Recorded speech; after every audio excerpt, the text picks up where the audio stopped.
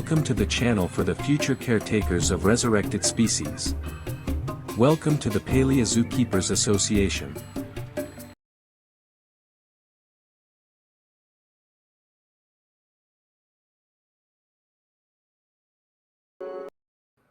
With this in mind, we will now start on the topic of breeding Tyrannosaurus rex in captivity.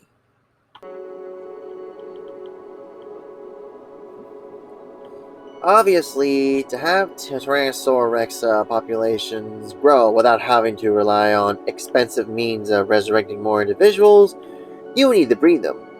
Although, you will still need to resurrect more Tyrannosaurus as time goes on, so you could be able to have multiple individuals that would make a diverse gene pool for the founding population of Tyrannosaurus, so you don't deal with an inbreeding depression and so forth. However, this might be just easy as being said and actually being done. Primarily because there are several factors that go into the success of breeding these animals in captivity. We do have a good idea of when they reach sexual maturity thanks to the discovery of a medullary bone in T-Rex specimen. Medullary bone is a specialized, porous bone tissue found in the inner cavities of bones in female birds and dinosaurs during the egg-laying cycle. It acts as a calcium reserve for the formation of eggshells. But we have no idea when a Tyrannosaurus mating season is by month or season at this point, although it has been theorized that they might breed in the dry season so that the eggs can hatch into the rains. Along with physical changes, environmental factors can also contribute to the start of the mating season, and factors would include, but are not limited to, food availability. Some animals would often time their breeding seasons to coincide with periods of abundant food resources, ensuring their offspring would have a better chance at survival, much as I mentioned earlier. Seasonal changes in day length, known as a photoperiod, temperature, and rainfall can act as signals for onset of breeding seasons. For example, deer would start breeding when the days are getting shorter, and horses would start breeding when the days are getting longer, as examples. Nesting materials. The availability of suitable nesting materials can also influence the time of breeding, especially of plants.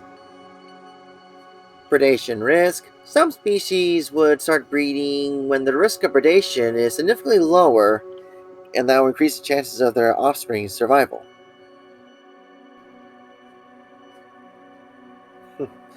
Regardless, even when we figure out the Tyrannosaurus's breeding season, it still will not be easy. We will need to see which individuals would be genetically compatible with each other, especially to avoid any sort of inbreeding that would decimate future T-Rex offspring. A Tyrannosaurus Rex stud book, basically a pedigree book for managing the breeding of animals, would need to be developed in order to help avoid this.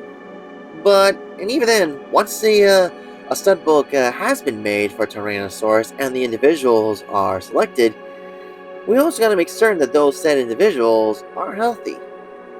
While many of the elements that would affect Tyrannosaurus rex breeding was mentioned and described in detail in my last T-Rex video, there is another element that would be a specific issue for Tyrannosaurus breeding. Just like how humans can get herpes, birds can get it too. And in this case specifically, the pigeon's herpes virus, which is a herpes virus that causes inclusion body disease or inclusion hepatitis in pigeons, and it also affects raptors or birds of prey like owls and falcons, often through the consumption of infected pigeons. With this, there is a possibility that Tyrannosaurus could be affected by this as well. On pigeons, the symptoms or clinical signs may include depression, anorexia, inflammation of the eye membranes, difficulty breathing, ulcers in the mouth, and diarrhea. In raptors, or birds of prey in this case, symptoms will include depression, lethargy, and anorexia before death, with mortality rates approaching 100%. In raptors, this is primarily the infection is primarily thought to occur with the ingestion of infected prey, especially pigeons, hence the name. To prevent this, preventing tyrannosaurs from consuming infected pigeons is a must, and ways on how to limit the number of birds in a Tyrannosaurus exhibit has also been described in my last T-Rex video, in case you're interested. But even if we get this all sorted out, it still is going to be tricky since we have a minimal idea of how Tyrannosaurus Rex breeding patterns will go. The best we can be able to tell is from looking at the mating patterns of modern-day animals, especially at crocodiles and birds, that are the closest living relatives to T-Rex, and from what we can find from trace fossils that are found on the fossil record. This will give us some ideas on how the Tyrannosaurus will probably do mating patterns.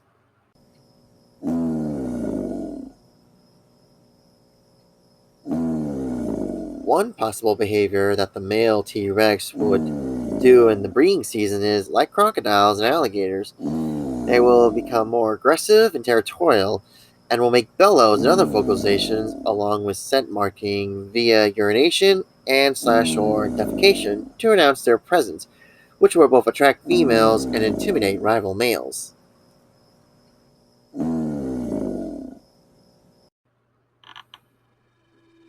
While this is within the realm of possibilities, since Tyrannosaurus is more closely related to birds, looking at how birds do their mating patterns could definitely be able to help us out with this. And there are a few ways how birds do that. T-Rex could probably do it too.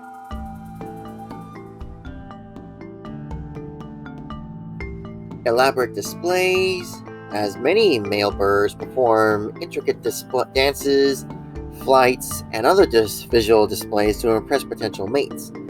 While we're not certain on Tyrannosaurus, we have found evidence that theropod dinosaurs, especially the large ones, did do elaborate displays very similar to that of modern birds. Bright plumage. Some males develop bright, colorful plumage on their feathers during the mating season to signal their health and vigor.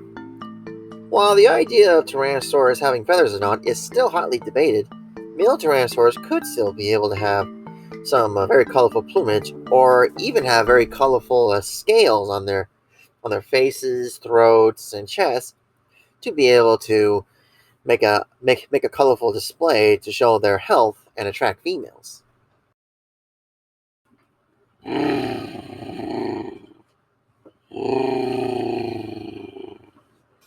Singing. Many species of birds will use songs in order to attract mates and establish territories. While it is obvious that Tyrannosaurus may not be able to sing as like a little Tweety bird, it would still make sounds, even infrasounds, to communicate and attract females. The territorial bellows mentioned earlier in the video could still probably count as singing. Food gifts. Some male birds would offer food or other valuable items to potential mates as well as part of their courtship. That could be a possibility for tyrannosaurs, that they might use food or maybe something of a simpler color like that of bowerbirds to attract females. However, it's just uncertain at this point. Nest building. Some male birds participate in nest building, demonstrating their ability to provide a safe and suitable environment for raising chicks. As mentioned before, there are fossilized there are trace fossils that show dinosaurs, at least large theropods, doing mating displays, and amongst these is ground scraping. Scraping, when done with modern birds, is basically to show that either A, that the male is very strong, macho, or B, that the male is able to make a good nest by being able to scrape up the earth efficiently to make a proper nest. Oh. But either way you look at it, there's no guarantee we'll know the complete answer, even if we resurrect the T-Rex. I say that because While mating habits can be genetic traits, it's also learned as well, especially on the quality of the mating displays and behaviors that the male would display. A good example of this is that at one time when the kakapo, New Zealand's flightless parrot, were fewer in number, the most genetically important birds, due to them being young and inexperienced, their mating displays were less attractive than the males that have bad genetics. But those genetically superior males did eventually learn how to perfect their mating displays by observing the males that had the better displays. While this might not be the exact situation you might face with Tyrannosaurus mating displays, it is definitely something to consider.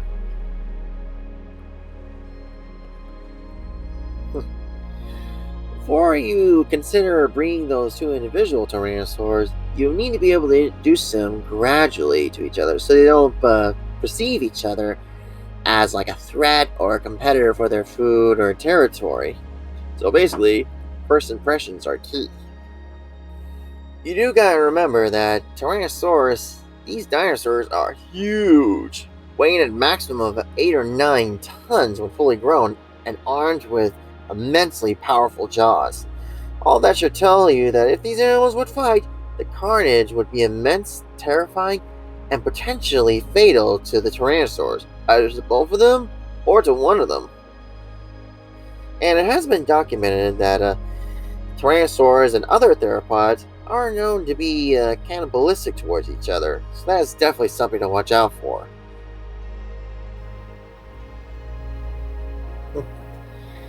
Mind you, that it could be possible that the cases of when Tyrannosaurus cannibalism takes hold is due to drought or some other environmental stress. Offspring raptors or birds of prey have been known to cannibalize on the younger, weaker sibling when food is scarce and the parents are not bringing any. And this may be something to consider when dealing with little rexlings. However, crocodiles and Komodo dragons have been known to cannibalize on another member of their own species if they're smaller than they are. So, this might be something to consider when introducing them to each other. Now, one way that we could be able to help them get introduced to each other, well acquainted with each other, is by olfactory means. By that I mean that to exchange bedding, enrichment items, and other items between the two animals' enclosures so that it will allow them to familiarize themselves with each other's scents. This might also even help you see if they're ready to mate, especially since Tyrannosaurs have a powerful sense of smell and might actually respond to the hormones within the scent that will basically indicate that like the female is an estrus or anything of that nature. Along with this, an extra way to get them used to each other is to place them in enclosures that are right next to each other, so they could be able to see each other without having to get physical contact. Basically, a barrier in between them. This way, they could be able to get to know each other and not see the other as a stranger or a potential enemy. When they go through this, have the zoo staff, including keepers and behavioral specialists, monitor the animals closely throughout the process. If the signs and behaviors they display are positive after weeks or over a month, then the next stage could be done. But if they're negative, depending on the situation, it would be best to get them away from each other. If they're showing a good behavioral signs towards each other, set them up for short supervised interactions. Basically, as you do these short periods of interaction, gradually increase the duration as the animals become more comfortable with each other. Keepers and behavioral specialists should be present at all times to intervene if necessary to ensure the animal's safety and well-being. Some of the signs that show that they are getting along could be some of the main displays that were mentioned earlier in this video, and no doubt that it will be quite a show for those present to watch.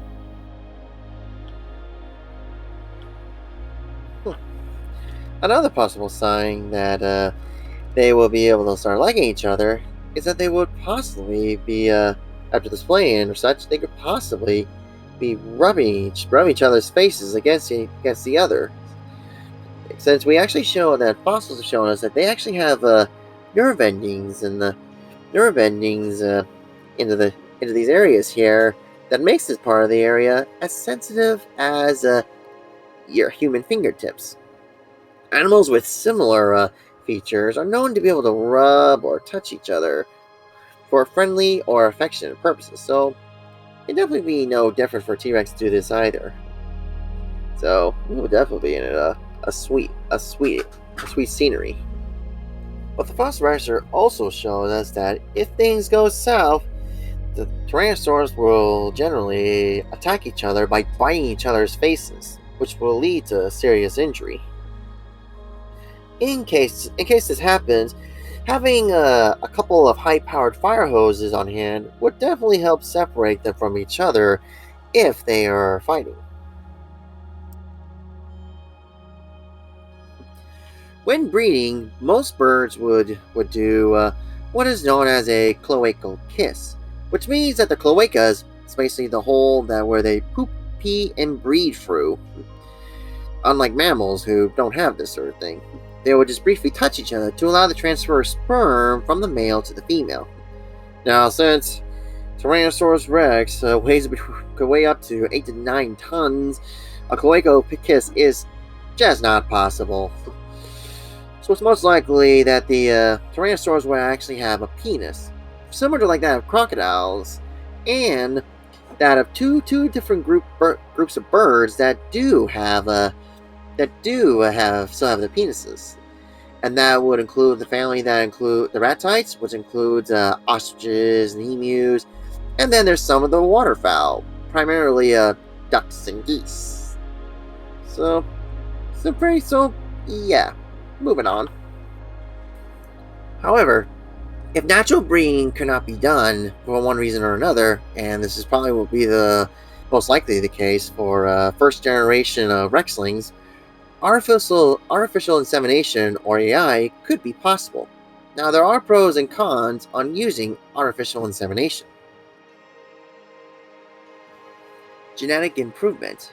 Farmers often use artificial insemination to allow breeders to access semen from high-quality sires, accelerating the introduction of desirable traits into herds and improving overall genetic merit. This could be done for Tyrannosaurs too, especially if the traits in general is genetic diversity and making certain they have healthy genes rather than defective ones. Disease prevention. Artificial insemination reduces the risks of STDs compared to natural breeding, as semen is collected and handled in a controlled environment, and even get tested for the diseases. And as I mentioned earlier, this is definitely a must. Increase efficiency. Basically, if you want to be able to breed multiple females to one male in a short amount of time, you could just get the semen and be able to transport them to far places, to other facilities, in order to do so. That way, the Tyrannosaurus, you can have one male T-Rex be able to breed multiple females across the country. So it definitely would save costs. Controlled breeding. Artificial insemination allows for precise timing of insemination, which will lead to higher conception rates and more precise on gestations and incubations. Use of injured, old, and even dead sires.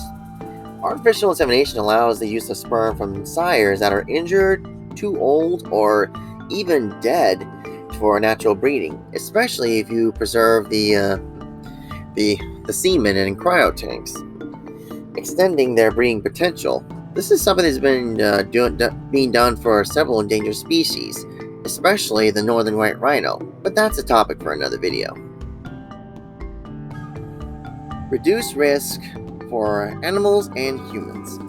Artificial insemination reduces the risk of injury to the animals or handlers doing breeding, as it removes the need for direct contact between the male and female. As we mentioned earlier about the potential risk that the two Tyrannosaurs will present to each other, this definitely goes without saying. As you can see, using artificial insemination for Tyrannosaurus definitely has a lot of pros. But also don't forget that it actually also has a lot of cons into it as well, especially for the case of Tyrannosaurus. Requires expertise and training. Successful artificial insemination requires skilled personnel, proper equipment, and a good understanding of animal reproduction physiology. And considering that we're dealing with Tyrannosaurus, and so far we have not have any preserved reproductive organs of Tyrannosaurus, so it's basically anyone's best guess on what they are like. Higher costs. Artificial insemination requires specialized equipment, steam and storage, and transportation, which can increase costs compared to natural mating. And of course, like I mentioned before, with a unique animal like Tyrannosaurus, that will definitely up the costs. Potential for lower conception rates. Artificial insemination success rates can be lower than natural mating, especially with frozen semen, requiring more time and effort to achieve the desired results. Timing is critical. Accurate heat detection and proper timing of insemination are crucial for success, which can be challenging. Risks of infection. While artificial insemination generally reduces the risk of disease transmission, improper handling of semen or equipment can still lead to infections. Ethical concerns. Some argue that artificial insemination can lead to overutilization of certain sires and potential welfare hazards if not managed properly. Difficulty with unknown species. The AI technology and expertise can be limited with Tyrannosaurs and other species unless an immense amount of research on Tyrannosaur reproduction is done. So this is definitely something to consider. Regardless of whether the breeding is done by natural means or artificial means, one sign that shows that the breeding might possibly be successful is that the pair, whether the pair stay together after a successful breeding is uncertain at this point, would make a nest for the eggs. The quote-unquote gestation between the mating to laying the eggs varies from species to species. For example, most birds lay eggs 1 or 2 days after breeding, but some species of bird would take longer. For example, bald eagles would take 5 to 10 days after mating, and lovebirds would lay eggs anywhere from 5 to 12 days afterwards. Female crocodiles typically lay eggs 1 to 5 months after mating, with the exact timing varying depending on the species and environmental factors.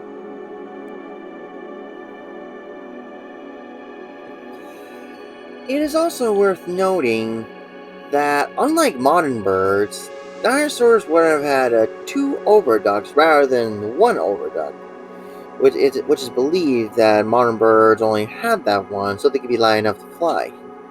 This would mean that the Tyrannosaurus would lay 2 eggs in a row before a full clutch is laid for the season. While there is no confirmed Tyrannosaurus rex eggs or nest fossils have been found yet, paleontologists estimate that Tyrannosaurus probably laid clutches of about 20 eggs at a time, based on the size of the clutches and nests of other Tyrannosaur species and general dinosaur reproductive systems. When laying eggs, you definitely still need to watch out for them because there's a possible chance that the female Tyrannosaurs might develop an egg-laying prolapse.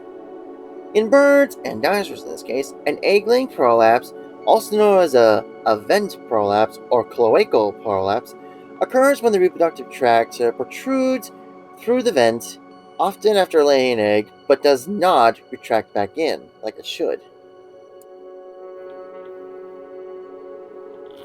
There are several causes for the for cloacal prolapse, and they include, but not limited to, young or underdeveloped females are prone to this. If they're too young or not fully developed, can have difficulty laying their eggs, which will increase the chances of a prolapse. If the birds are overweight or underweight, if they're fat or very skinny, they will have weaker muscles and making it harder for them to be able to retract the oviduct. Also, unbalanced diets. Nutritional deficiencies, especially of calcium and magnesium, can affect the muscle tone and the ability to retract the oviduct. And those aren't the only causes. Females that are laying proportionally large to or double yolked eggs would strain them excessively during egg laying, and this could potentially lead to a prolapse. Well, that's going to be interesting if it's bigger than usual, because the T-Rex already would lay an egg that's 17 inches long. So, yikes.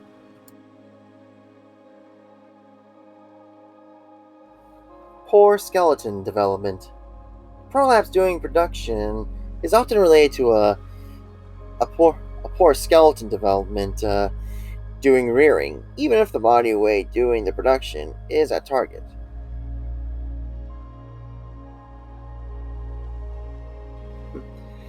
The sign, the signs of a cloacal prolapse would include a red shiny tissue that is protruding out of the vent or cloaca, blood or feces on the feathers or around the cloaca, and the female would appear depressed, strained, or pretty much just having a lack of appetite. Treatment for this would be primarily of immediate veterinary care. A prolapse cloaca is an emergency and definitely requires prompt veterinary attention. Cleaning and irrigation. The prolapse tissue needs to be carefully cleaned and irrigated to remove debris and egg material. Gentle replacement. The tissue must be gently pushed back into place, but this should only be done via a veterinarian or an experienced keeper. Antibiotics, especially broad spectrum antibiotics, may be needed to prevent secondary bacterial infections and surgical intervention. In some cases, surgery may be necessary to repair the prolapse or address the underlying issues. Whew. We do this to chickens and even ostriches. Just imagine trying to doing this to a 8-ton theropod. Oh boy. As mentioned, while we have not yet found a Tyrannosaurus Rex nest by the time this video is in development, I think it's safe to assume that T-Rex did not sit on his eggs like chickens and other birds would have. Most likely that a Tyrannosaurus's nest would most likely be a mound nest. Would it be like a pile of decaying vegetation like a compost pile? Or a mound that's pretty much been dug and made in geothermally active areas. Much like how nests of most crocodiles and megapode birds or mound building birds are. While there is no specific incubation period known for Tyrannosaurus rex eggs at this time, studies on dinosaur egg incubation suggest that it will most likely take between 3 and 6 months for the eggs to hatch, which is significantly longer than predicted for birds' eggs of similar sizes. However, depending on the captive situation, it would be advisable to remove the eggs from the nest so that the hatching success would increase, and facilitate controlled breeding programs and ensure the safety of the hatchlings in a controlled environment, often where the natural environment is not unsuitable. And also, of course, this will lead to the subject of raising Tyrannosaurus rexes at the beginning of this video. However, there could be situations where it would be advisable to have the Rexlings raised by their biological parents or parent.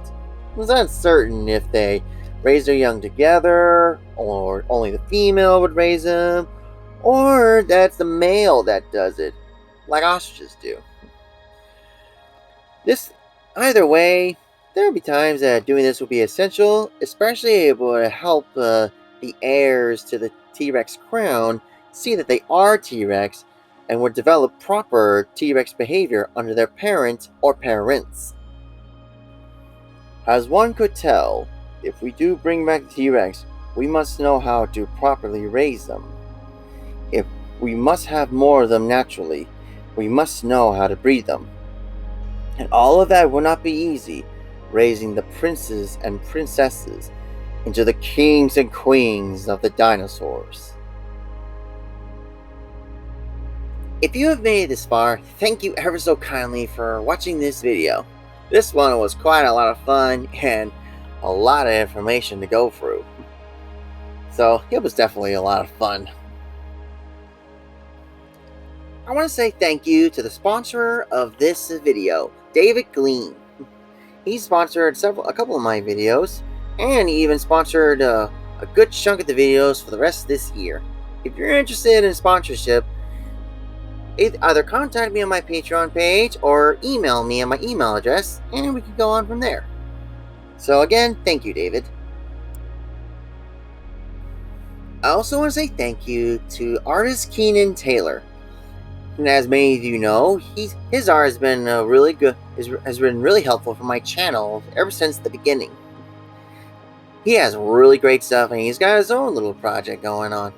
I will send you a link to his DeviantArt channel in the description box down below.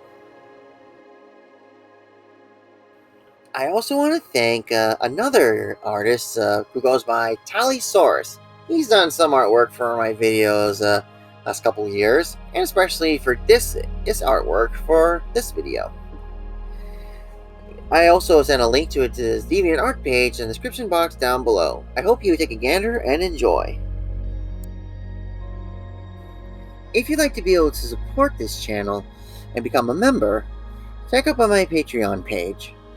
Every little bit helps. I will send a link to my Patreon page down below. I also like to thank my YouTube members, my subscribers, and viewers like you. Thank you. Your watching and liking, subscribing, and contributions really help me out. If you haven't already, please like and subscribe this video and this channel. It helps immensely. And I hope that from here on out, each and every one of you has a grand day. Adios!